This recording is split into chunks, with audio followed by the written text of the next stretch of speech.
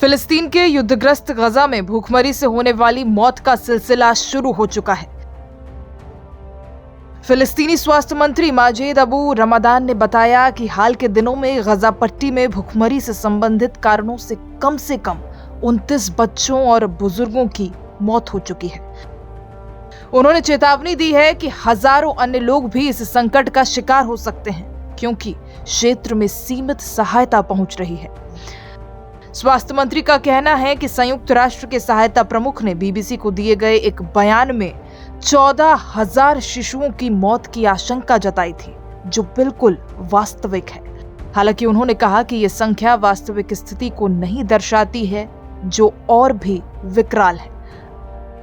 गजा में 11 सप्ताह से जारी इस्राएली नाकाबंदी के बाद गुरुवार को कुछ सहायता ट्रक क्षेत्र में पहुंचे, लेकिन फिलिस्तीनी और सहायता अधिकारियों का कहना है कि ये जरूरतों की तुलना में नाकाफी है, यानी बेहद कम है।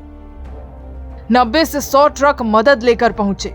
अबू रमदान ने बताया कि गजा में केवल 90 से 100 ट्रक मदद लेकर पहुंचे हैं, जिनमें ज्यादातर आटा ही शामिल है। उन्होंने कहा, मेरी जानकारी के अनुसार इसमें कोई मेडिकल सप्लाई नहीं है, केवल ब्रेड बनाने के लिए आटा है। गजा के स्वास्थ्य मंत्रालय के अनुसार क्षेत्र में 90% से अधिक मेडिकल सप्लाई खत्म हो चुकी है और केवल 7 या 8 अस्पताल आंशिक रूप से कार्य कर रहे हैं।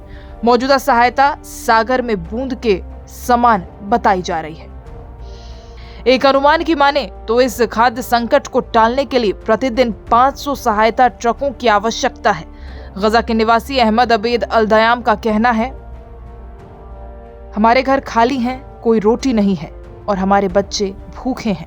कई घरों में रोटी पूरी तरह से गायब हो चुकी है। विश्व खाद्य कार्यक्रम WFP ने बताया कि कुछ बेकरियां सीमित आपूर्ति के बाद फिर से रोटी बनाने लगी हैं, लेकिन ये पर्याप्त नहीं है। इस बीच गजा में स्वास्थ्य सेवाएं और मानवीय सहायता प्रणाली चरमराने की कगार पर है। सभी आपूर्तियों पर इजरायल की नाकेबंदी। इजरायल ने मार्च में सभी आपूर्तियों पर नाकेबंदी लागू की थी, जिसके कारण गजा में भूखमरी का खतरा और बढ़ चुका है। अंतर्राष्ट्रीय समुदाय ने इस नाकेबंदी की कड़ी निंदा की है और संयुक्त राष्ट्र ने चेतावनी दी है कि गजा की पूरी आबादी भूखमरी के कगार पर है। फिलिस्तीनी रेड क्रिसेंट सोसाइटी के प्रमुख यूनिस अल खतीब ने कहा है, सहायता ट्रकों की संख्या इतनी कम है कि ये लूटपाट और भीड़ के खतरे को बढ़ा सकती है। उन्होंने बताया कि अभी तक गजा के नागरिकों तक कोई सहायता नहीं पहुंची है। ये संकट गजा में चल रहे संघर्ष और बमबारी के बीच और गहराता जा रहा है। स्वास्थ्य मंत्रालय के अनुसार अक्टूबर 2023 से अब तक इस्राएली हमलों में कम से कम 53,655 लोग मारे गए हैं। साथ ही 1,21,000 से ज्यादा लोग घायल हुए हैं। अंतर्राष्ट्रीय समुदाय से इस मानवीय संकट को रोकने के लिए तत्काल कार्रवाई की मांग की जा रही है।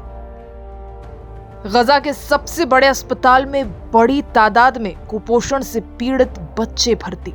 इस्राएल हमास युद्ध की कीमत मासूम बच्चे अदा कर रहे हैं। गजा के अस्पतालों में कुपोषित और पीड़ित इन बच्चों की दशा युद्ध के अभिशाप को साफ साफ दर्शाती है और बयां करती है।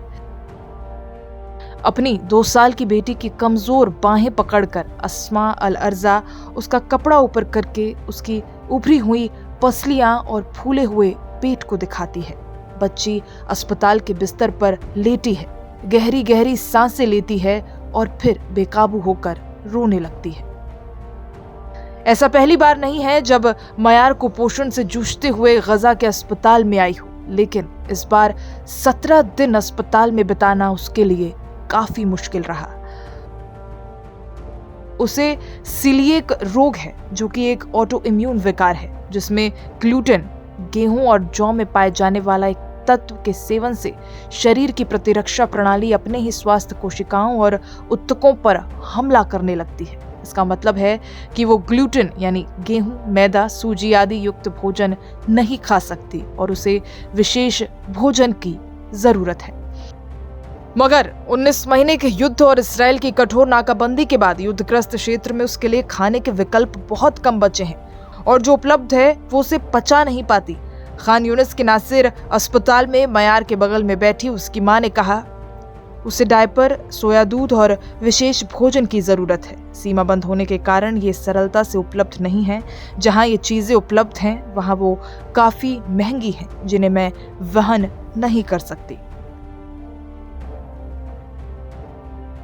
संयुक्त राष्ट्र बाल एजेंसी के अनुसार मयार उन 9,000 से अधिक बच्चों में से एक है जिनका इस साल कुपोषण के लिए इलाज किया गया, और खाद्य सुरक्षा विशेषज्ञों का कहना है कि आने वाले साल में ऐसे हजारों मामले सामने आने की उम्मीद है।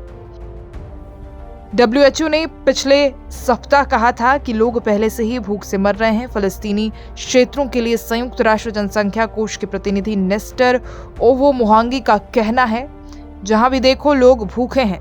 वो इशारा करके बताते हैं कि उन्हें कुछ खाने की जरूरत है। इसराइल ने नाकाबंदी में ढील तो दे दी है, लेकिन फिलिस्तीनियों तक बहुत कम सहायता पहुंच रही है। 2 महीने से अधिक समय से इसराइल ने सभी खाद्य, दवा और अन्य सामान को उस क्षेत्र में प्रवेश करने पर प्रतिबंध लगा दिया है, जहां लगभग 20 लाख फिलिस्तीनियों की आबादी निवास करती है। गजा में निवास करने वाले फिलिस्तीनी जीवित रहने के लिए लगभग पूरी तरह से बाहरी सहायता पर निर्भर हैं, क्योंकि इसराइल के आक्रमण ने क्षेत्र की लगभग सभी खाद्य उत्पादन क्षमताओं को नष्ट कर दिया है।